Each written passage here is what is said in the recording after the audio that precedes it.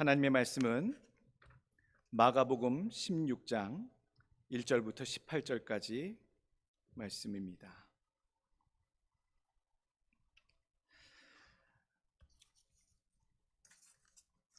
안식일이 지남에 막달라 마리아와 야고보의 어머니 마리아와 또 살로메가 가서 예수께 바르기 위하여 향품을 사다 두었다가 안식 후 첫날 매우 일찍이 해 돋을 때에 그 무덤으로 가며 서로 말하되 누가 우리를 위하여 무덤 문에서 돌을 굴려 주리요 하더니 눈을 들어 본즉 벌써 돌이 굴려져 있는데 그 돌이 심히 크더라. 무덤에 들어가서 흰옷을 입은 한 청년이 우편에 앉은 것을 보고 놀라매 청년이 이르되 놀라지 말라. 너희가 십자가에 못 박히신 나사렛 예수를 찾는구나. 그가 살아나셨고 여기 계시지 아니하니라. 보라, 그를 두었던 곳이니라. 가서 그의 제자들과 베드로에게 이르기를 예수께서 너희보다 먼저 갈릴리로 가시나니 전에 너희에게 말씀하신 대로 너희가 가서 배우리라 하라 하는지라. 여자들이 몹시 놀라 떨며 나와 무덤에서 도망하고 무서워하여 아무에게 아무 말도 하지 못하더라. 예수께서 안식 후 첫날 이른 아침에 살아나신 후 전에 7 귀신을 쫓아내어 주신 막달라 마리아에게 먼저 보이시니 마리아가 가서 예수와 함께하던 사람들이 슬퍼하며 울고 있는 중에 이 일을 알림해 그들은 예수께서 살아나셨다는 것과 마리아에게 보이셨다는 것을 듣고도 믿지 아니하니라. 그 후에 그들 중 2 사람이 걸어서 시골로 갈 때에 예수께서 다른 모양으로 그들에게 나타나시니 2 사람이 가서 남은 제자들에게 알리었으되 역시 믿지 아니하니라. 그 후에 11 제자가 음식 먹을 때에 예수께서 그들에게 나타나사 그들의 믿음 없는 것과 마음이 완악한 것을 꾸짖으시니 이는 자기가 살아난 것을 본 자들의 말을 믿지 아니함일러라. 또 이르시되 너희는 온 천하에 다니며 만민에게 복음을 전파하라. 믿고 세례를 받는 사람은 구원을 얻을 것이요 믿지 않는 사람은 정죄를 받으리라. 믿는 자들에게는 이런 표적이 따르리니 곧 그들이 내 이름으로 귀신을 쫓아내며 새 방언을 말하며 뱀을 집어올리며 무슨 독을 마실지라도 해를 받지 아니하며 병든 사람에게 손을 얹은즉 나으리라 하시더라. 아멘. 오늘 부활절 주신 말씀 제목입니다. 부활 신앙의 전후 말씀 제목입니다. 달라진 모습 전과 후를 표현할 때에 쓰이는 단어들이 있더라고요. Before and after. Before and after. 무슨 제품을 써봤는데 전에는 이래 했었는데 쓰고 난 뒤에 after는 이렇게 변했습니다. 또 한국에 가게 되면요, 강남이나 이런 지하상가의 광고들 이렇게 보게 되면 항상 before 그리고 after, 사람이 변해 있는 모습들을, 그렇게 달라진 모습을 광고하는 것을 우리가 또 알기도 합니다. 부활의 주님을 확인한 자의 신앙은 부활 전에 주님을 알았던 자의 모습과 달라져 있다라는 의미에서 before and after에 대한 의미를 살펴보기를 원합니다. 부활절마다 많이 주의 말씀들을 들어왔습니다.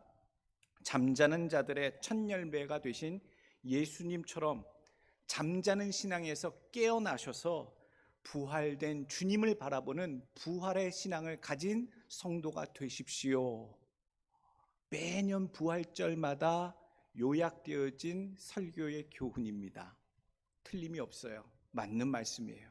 그런데 어떤 것이 부활 신앙이냐라고 묻는다면 선뜻 대답하시는 분이 없을 겁니다. 어렵습니다. 막연한 표현이거든요. 부활의 신앙은 무엇일까? 자주 들어왔던 교훈은 알고 있으나 부활절에 가져야 할, 주님께서 부활절을 통하여 이 부활의 역사적인 사건을 통하여 그것을 바라보는 성도들에게 주시는 구체적인 신앙에 기대하시는 모습은 과연 무엇인가? 그게 부활 신앙이라는 얘기지요. 어떤 변화를 요구하실까? 부활 이전의 신앙과 부활을 체험한 자들의 이후의 신앙이 어떻게 변화되기를 기대하고 계시는가에 대한 고민입니다. 무엇을 교훈하고 계실까?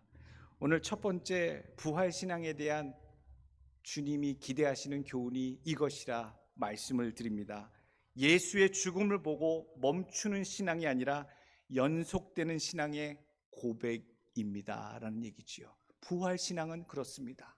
부활신앙은 멈추는 신앙이 아니다라는 말씀이죠. 사람이 살다가 죽으면 끝이지, 많이 들은 소리입니다. 살다 죽으면 그냥 그게 끝이지 무엇이 더 있다는 말인가? 예수님의 제자들도 그렇게 생각했던 것 같습니다. 예수님도 십자가에 이제 돌아가셨는데 우리도 이제 다 끝난 것, 더 이상 기댈 게 없고 바랄 것이 없는 우리의 처지, 우리의 상황, 그런 신앙, 그렇게 생각하고 여기는 신앙, 끝이라 생각하여 다 끝났다라고 마음 갖는 신앙. 오늘 5절 말씀에서부터 나옵니다. 무덤에 들어가서 흰옷을 입은 한 청년이 우편에 앉은 것을 보고 놀라매 청년이 이르되 놀라지 말라. 너희가 십자가에 못 박히신 나사렛 예수를 찾는구나. 그가 살아나셨고 여기 계시지 아니하니라. 보라, 그를 두었던 곳이니라. 오늘 부활신앙이라는 것은요, 다른 게 아니에요. 주님께서 죽었습니다, 돌아가셨습니다, 끝장난 인생입니다 라고 생각했던 모든 과정과 내 마음을 되돌리는 거예요. 완전히 끝나지 않았음을, 부활하셨음을, 새롭게 태어나셨음을, 생명으로 죽음을 이기셨음을 확인하는 것, 그거를 믿고 기다렸던 것이 부활신앙이라는 얘기죠. 오늘 본문 가운데 등장하는 인물은 적어도 부활신앙의 소유자는 없는 것 같습니다. 부활에 대해서 예견하는 사람도 없었고, 예수님이 말씀하신 대로 기다리는 사람도 없었고, 기억하는 사람도 없었어요. 예수님이 십자가에 달려 돌아가시고 사흘 만에, 3일 만에 다시 살아나실 것, 부활하실 것에 대해서 얼마나 엄중하게, 중요하게, 심각하게 제자들을 모아놓고 가르치셨는데도 불구하고 제자들은 그것을 기억하지 못했습니다. 3번씩이나 공식적으로 주님께서는 제자들을 모아놓고 얘기하시죠. 마가복음에 오늘 16장 나옵니다만 마가복음 8장에도 9장에도 10장에도 내가 비록 죽지만 사흘 만에 살 것이다 라고 하는 부활의 얘기를 친히 가르쳐 주세요. 8장 31절, 인자가 많은 고난을 받고 장로들과 대제사장들과 서기관들에게 버림받아 죽임을 당하고 사흘 만에 살아나야 할 것을 비로소 그들에게 가르치시니, 한 번으로 끝나지 않지요. 9장 31절, 제자들을 가르치시며 또 인자가 사람들의 손에 넘겨져 죽임을 당하고 죽은 지 3일 만에 살아나리라는 것을 말씀하셨기 때문이더라. 한 번 더 확실히 얘기해 줍니다. 10장 34절, 그들은 능욕하며 침뱉으며 채찍질하고 죽일 것이나 그는 3일 만에 살아나리라 하시니라. 예수님이 그렇게 중요하게 얘기하셨잖아요. 그럴 때마다 제자들의 반응이 재미있어요. 부정했어요. 그리 마없어서 말렸어요. 그리고 그 상황에서 죽음과 부활에 대한 어마어마한 비밀을 알려주시고 얘기해 주시는데도 누가 더 크니까 라고 자기의 권세를 주님 앞에 드러내놓고 요청하는 제자들이었어요. 받아들이기 싫었고, 그런 일이 있으면 안 된다라고 말렸고, 관심이 없었음을 제자들은 증명하고 있었습니다. 오늘 이 여인네들이 부활의 신앙이 있었다면 오늘 등장하는 야고보의 어머니 마리아와 살로메와 막달라 마리아, 이 살로메도 세베대의 어머니라는 얘기가 있어요. 세베대 야고보의 어머니, 요한의 어머니. 이 세 여인들이 예수님의 무덤을 찾아갈 때에 궁금해합니다. 걱정을 합니다. 3절 말씀에 돌을 굴려 주리요, 누가 돌을 굴려 주리요 라고 궁금해해요. 부활의 신앙이 있었으면 돌이 열려져 있겠지, 주님이 살아나셨으면 그 돌문을 열어놓으셨겠지, 거기 열어놓고 앉아 계셨을래나? 아니면 나오셨을래나? 이렇게 서로 궁금해하고 질문했었어야 하는데 그들은 부활의 주님에 대해서 전혀 기대하지 않았고 예견하지 못했다라는 이야기지요. 부활은 이미 이루어져 있었습니다. 오늘 4절 말씀에 이미 벌써 돌이 굴려져 있었다라고 이야기하지요.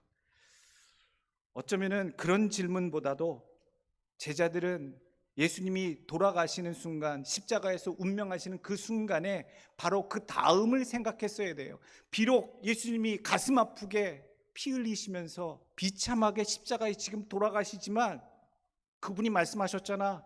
3일 뒤에 다시 살아나신다 하셨으니 우리가 무덤 곁에 있든지 무덤 근처에서 숙식을 하든지 우리가 준비하고 있자, 대기하고 있자.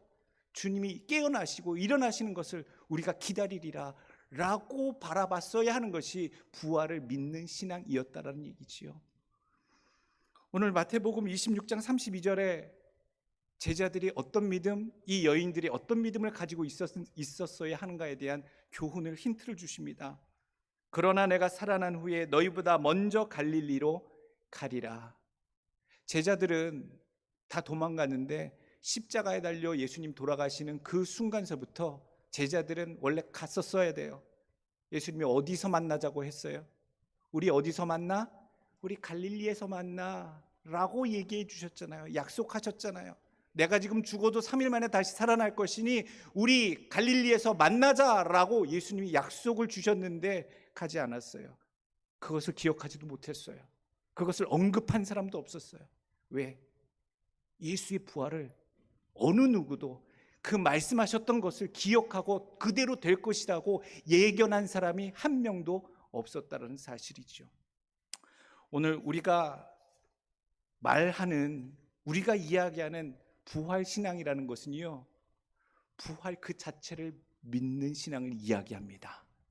그 자체, 말씀하신 그대로가 그 자리에서 우리의 판단으로 끝났다라고, 종결됐다고 마음 먹는 것이 아니라 말씀하셨다면 그 일이 그대로 그 다음에 이루어질 것이다 라고 예견하고 그것을 믿고 고백하고 행동하는 자의 믿음이 부활신앙이 되는 줄로 믿습니다.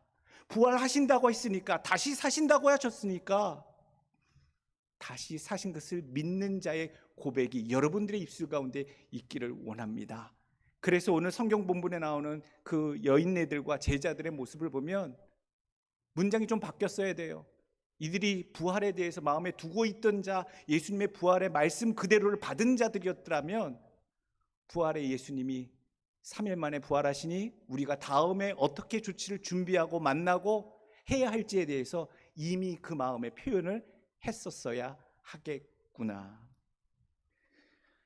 오늘 우리의 부활의 신앙 무엇이냐? 우리가 반성할 게 많습니다. 우리 스스로 그냥 끝이라고, 끝났다고 생각하는 신앙인들이 너무 많아요. 내가 아무리 기도해도 안 되더라, 내가 아무리 신앙생활 좀 힘써봤는데 이거는 아닌가 보다, 접자, 끝이다, 문제 가득한 내 인생에 답이 없으니 이건 그냥 끝이야, 더 이상 희망이 없음을 확인했으니, 불가능한 것이 확실하니 이게 끝이니 정말로 끝이구나 라고 기대하지 않는 신앙. 예수님의 약속의 말씀, 하나님의 이름, 여호와의 이름을 부르는 자는 구원함을 얻으리라. 꼭 구원해 주신다는 그 사실, 내 스스로 상황을 닫아버리는 신앙이 되지 않기를 간절히 원합니다. My ending is God's beginning. 내 마지막이 하나님의 시작이 되신다는 말. 문장을 한번 만들어 봤어요. My ending is God's beginning. 무엇인가 이제 다 끝났구나, 내 할도리는 여기가 끝이구나 여겨지는 순간이 오신다면 여러분 한 가지만 잊지 마시기 원합니다. 이제부터는 하나님이 하시겠구나. 이제부터는 이 다음은 다 끝나고 죽고 끝장난 것이 아니라 하나님이 하실, 약속하신 대로 하실 순서가 놓여 있구나. 그런 하나님을 바라보는 부활 신앙을 적용해 살아가는 여러분들 되시길 간절히 원합니다.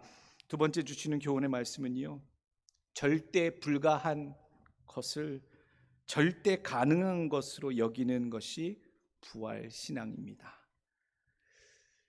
오늘 11절 12절 말씀, 그들은 예수께서 살아나셨다는 것과 마리아에게 보이셨다는 것을 듣고도 믿지 아니하니라. 그 후에 그들 중 두 사람이 걸어서 시골로 갈 때에 예수께서 다른 모양으로 그들에게 나타나시니 두 사람이 가서 남은 제자들에게 알리었으되 역시 믿지 아니하니라. 그 후에 11 제자가 음식 먹을 때에 예수께서 그들에게 나타나사 그들의 믿음 없는 것과 마음이 완악한 것을 꾸짖으시니 이는 자기가 살아난 것을 본 자들의 말을 믿지 아니함일러라. 스스로 이건 절대 불가해.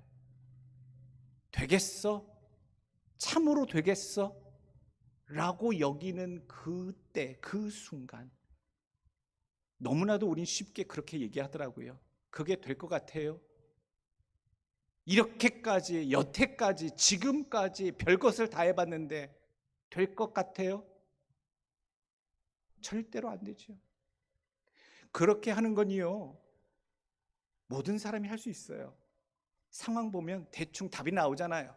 계산이 나오잖아요.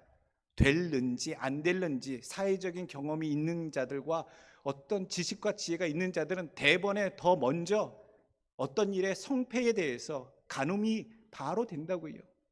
그래서 될 것인지 안 될 것인지 분명히 알아요. 그리고 그들이 말하는 것들, 그분들이 표현하는 것들이 대부분 맞아요. 안 될 거는 안 돼요. 전문가들의 눈이 더 그렇다면 더 정확해요. 그런데요, 안 될 것을 되게 하신 역사를 보여주신 분이 예수님이셨다라는 사실이죠. 어떻게 죽은 사람이 삽니까? 다 끝난 것이 어떻게 다시 되돌려집니까? 깨진 컵이 어떻게 다시 온전해집니까? 우리는 상식으로 알고 있습니다만 절대 그것이 다시 되돌려지지 않을 것이라는 상식의 지식과 경험이 있습니다만, 오늘 우리가 부활신앙이라고 하는 것을 생각할 때에 먼저 우리가 가지고 있는 선입견, 신앙적 선입견을 내려놓아야 돼요. 분명 안 돼요. 분명 끝난 것 같아요. 가능성이 없어요. 내 집안에, 내 사업에, 내 인생 가운데 이것은 끝났고 불가능해 라고 이미 판단 내려진 건 오래전이에요. 그러나 주님께서, 부활의 주님께서 나와 함께 하신다면 이미 죽으신 분이 다시 살아나신 것처럼 이미 끝장난 모든 것이 절대 불가능한 상황에서도 절대로 가능하게 만드시는 놀라운 주님의 역사가 내 삶 가운데 함께 계실 줄 믿는 신앙, 그것이 부활신앙이 되는 줄로 믿습니다. 능치 못할 일이 어디 있습니까? 우리는 능치 못할 일이 많아요. 뭘 제대로 하는 게 없잖아요. 완수도 못하고 마무리도 못하고. 그러나 그런 자의 삶에 늘 온전케 하시고 완치시켜 주시는, 완성케 해주시는, 능케 하시는 하나님의 손길, 예수 그리스도의 능력이 나와 함께 하심을 믿으시길 간절히 원합니다. 마태복음 19장 26절, 사람으로서는 할 수 없으나 하나님은 다 하실 수 있느니라.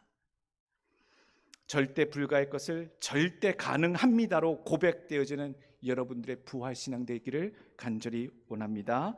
오늘 세 번째 주시는 교훈의 말씀, 어떤 것이 부활절, 부활신앙이냐? 부활신앙의 소유자는 복음 사명을 완수한다라는 얘기예요. 복음 사명을 완수한다. 예수님이 돌아가시자마자 제자들은 흩어졌죠. 고기 잡으러 가고 시골로 내려가고 더 이상 예수님의 사역을 이어가겠다라고 나서는 자들이 한 명도 없었어요. 주님이 돌아가셨을지라도 주님의 가르치심을 내가 끝까지 많은 자들에게 전하겠다라고 하는 제자들이 한 명도 없었어요. 그냥 다 끝이라고 생각하고 내려놓았지요. 오늘 부활의 신앙을 소유한 자들은요, 멈추지 않습니다. 복음 증거의 삶을 멈추지 않습니다. 그리고 한 가지 더 놀라운 사실은요, 예수님이 돌아가시는 그 순간까지의 복음을 받은 자들은 복음 증거를 한다 할지라도 예수님이 이 땅에 오셔서 육신을 타고 하나님께서 오셔서 우리를 구원하시고 메시아 되신 역할을 감당하시다가 십자가에 달려 돌아가셨어요 라고까지밖에 못합니다만, 부활하신 주님을 만난 뒤에 복음을 전하는 자들은요, 그 마지막 완성의 이야기, 그렇게 죽으신 십자가에 돌아가신 예수님께서 우리를 위해 모든 것을 이루시고 다시 생명으로 부활하셔서 승천하셔서 모든 것들을 완성하셨습니다 라고 하는 완전한 복음의 내용을 전할 수 있다라는 얘기예요. 오늘 우리가 전하길 원합니다. 부활 자체를 전하는 자의 삶으로 살아가길 원합니다. 예수님을 찾으러 부활하신 예수님, 다시 살아나신 예수님을 죽은 줄 알고 무덤을 향해 갔던 여인네에게, 특별히 막달라 마리아에게 천사가 부탁의 명령을 내리잖아요. 7절 말씀, 가서 그의 제자들과 베드로에게 이르기를 예수께서 너희보다 먼저 갈릴리로 가나니 전에 너희에게 말씀하신 대로 너희가 거기서 배우리라 하라 하는지라. 가서 전하라는 메시지예요. 가서 전하라고요. 부활하셨다라고, 죽었지만 다시 사셨다고 이 내용을 전하고 갈릴리에서 만나자고 그 말씀을 전하라. 부활절 아침에 우리가 마리아와 또 여인네들처럼 주의 전에 아침에 나왔습니다만 우리가 해야 할 놓여진 새로운 사명이 무엇인가? 복음을 전하는 자의 사명이 있구나. 어떤 내용을 전해야 하는가? 10절 말씀, 마리아가 가서 예수와 함께하던 사람들이 슬퍼하며 울고 있는 중에 이 일을 알림해. 세상 가운데 지친 사람들한테, 눈물을 쫓고 있는 자들에게, 좌절해서 모든 것을 닫고 있는 형제들에게 찾아가서 구원하신, 모든 문제를 다시 해결하신, 절대 불가능을 절대 가능한 것으로 만드신 주님의 부활하심의 소식이 여기 있으니 당신의 삶에도 임하길 원합니다. 곧 오시는 주님이 구름 타고 나팔 불며 오실 때에 믿음으로 준비된 자들은 다시 배우리라 라고 하는 똑같은 내용을 우리는 적용해서 전해야 한다라는 얘기지요. 오늘 우리들의 삶 속에 부활의 신앙이 있길 원합니다.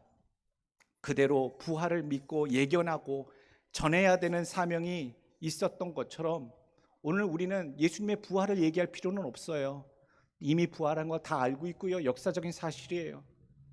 부활한 사실을 모르고 있었던 자들에게 부활의 소식을 알렸던 여인들과 마찬가지로 전혀 예견하고 있지 못하는 부활의 신앙 속에서 다음 것이 어떻게 이루어질 것인지 돌아가시기 전에 말씀하신 예수님의 말씀을 그 뒤를 기억하지 못하고 있는 존재들에게, 슬퍼하는 존재들에게, 울고 있는 존재들에게 우리가 똑같은 내용으로 전할 내용이 있어요.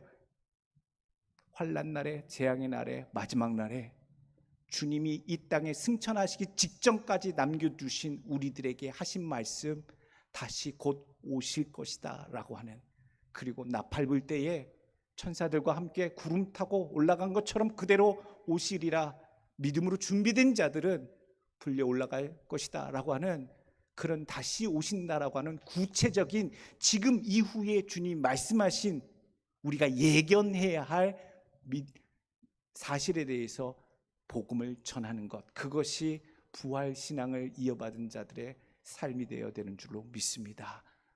주변에 찾아가시길 원합니다. 때가 마지막이 되었는데 얼마나 거칠고 험한 때를 살고 있습니까? 주님 오실 때 삼척동자도 다 그렇게 얘기합니다. 세상이 수선하고 거칠고 전쟁 중이고 제3차 대전이 일어난다 만다, 경제가 붕괴된다, 별의별 소리들이 우리 귓가에 지금 들려오는 이때에 우리가 생각해야 될 단 한 가지가 뭡니까? 마지막 때가 이미 가까이 왔음을, 주님이 오실 때가 가까이 왔고 준비된 믿음의 소유자들을, 열매 맺고 준비한 자들을, 합당한 자들을 찾고 계심을, 그리고 그때에 모두 우리가 구원받은 자로 주님을 만나뵈야 될 것을 명심하시고 그 내용을 전도하고 다니시는, 복음으로 전하고 다니시는 여러분들 되시길 간절히 원합니다. 17절의 말씀, 그러한 자들의 삶 속에 나타나는 특징이 있어요. 부활의 신앙으로 살아가는 자들의 특징, 17절, 믿는 자들에게는 이런 표적이 따르리니 곧 그들이 내 이름으로 귀신을 쫓아내며 새 방언을 말하며 뱀을 집어 올리며 무슨 독을 마실지라도 해를 받지 아니하며 병든 사람에게 손을 얹은즉 나으리라 하시더라. 오늘 부활절 지나가시는 여러분들 삶 속에 다음 것을 예견하고 선포하고 증거하고 전하는 자의 삶이 되시길 원하고, 그렇게 행하며 증거자로 부활의 신앙으로 살아가는 여러분들의 삶에 오늘 말씀하신 그대로의 표적, 하나님이 함께 하시는 역사, 하나님의 일하심이 여러분들 삶 속에 가득 있기를, 충만하시길 간절히 축원합니다. 기도하겠습니다.